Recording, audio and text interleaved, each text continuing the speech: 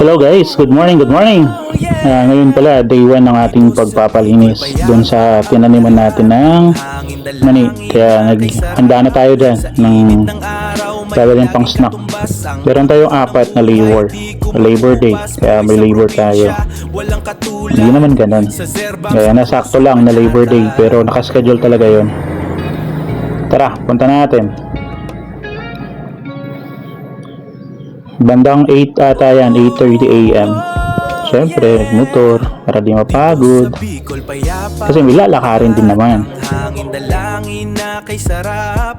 Ayan. Kaya madali lang tayo naglakad.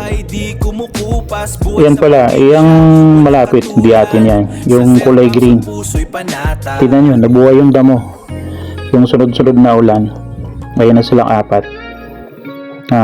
Maraming tumubong damo, kaya medyo mabagal yan dahil sa sobrang dami ng damo.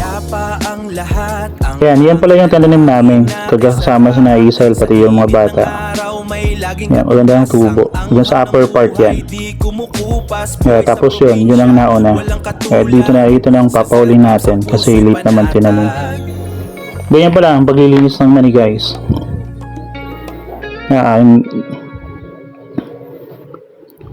Na ginagamitan ng asarol. Ayan, diretso ka na yan, natatabon na yung gilid. And Bicol term namin yan ay diretso hibon. Linis, after malinis, hibon na. Ayan, nagpasnak na tayo dyan. Right after natin magpasnak, balik sila ulit.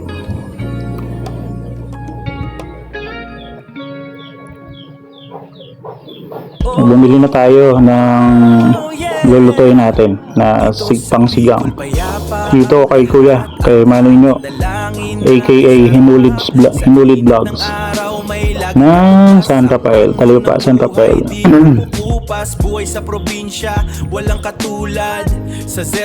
Siyempre, kilala tayo kaya pumasok na yung person sa pagpili na ng sitaw. Yan, kinakat na dahil tayo ng sunod na customer. Siyempre, mag-aantay tayo. Kung sabi niya yan, first come, first serve.